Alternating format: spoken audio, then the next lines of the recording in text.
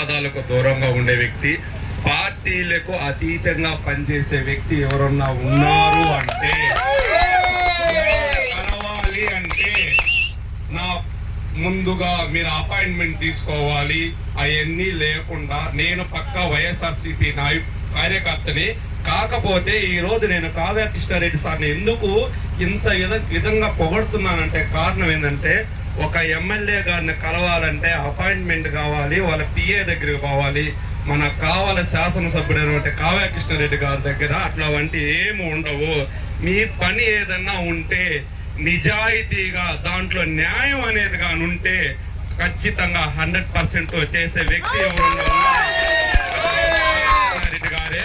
ఎందుకంటే అతను నాకు ఒక పర్సనల్ విషయం మీద, మా అక్కోల దారి మీద నేను వెళ్తే వేరే వాళ్ళు నాకు చెప్పింది, నేను డైరెక్ట్గా సార్ను కలవలేదు, మేము వైఎస్ఆర్సీపీ ఆయన తెలుగుదేశం అని నేను పోకుండా ఉంటే వేరే వాళ్ళు నాకు చాలామంది మా మా మా అన్నదమ్ముడు కప్పిర అశోక్ డైరెక్ట్గా తీసుకుపోయి నేను మాట్లాడిస్తాను, నీది ఏదన్నా న్యాయం ఉంటే మన కృష్ణారెడ్డి సార్ 100% చేస్తాడని నాకు ఒక భరోసా ఇచ్చాడు.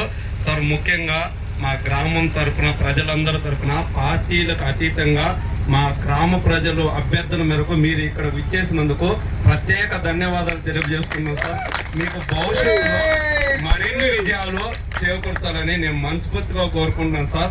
అలాగే లాస్ట్ సారి మీకు అసెంబ్లీలో అవకాశం వచ్చినప్పుడు మన రైతుల సమస్య గురించి మొట్టమొదటిసారిగా మాట్లాడిన ఎమ్మెల్యే గారు ఎవరన్నా ఉన్నారంటే అది ఏకైక వ్యక్తి మన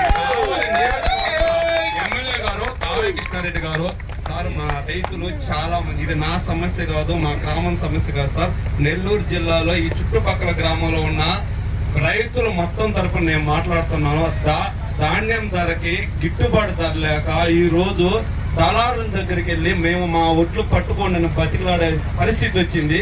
ఈ సమస్యకు మీరు పరిష్కారంగా ఈసారి మీకు అసెంబ్లీలో అవకాశం వచ్చినప్పుడు దీని మీద గట్టిగా పోరాటం చేయాలని నేను మనస్ఫూర్తిగా కోరుకుంటున్నాను సార్.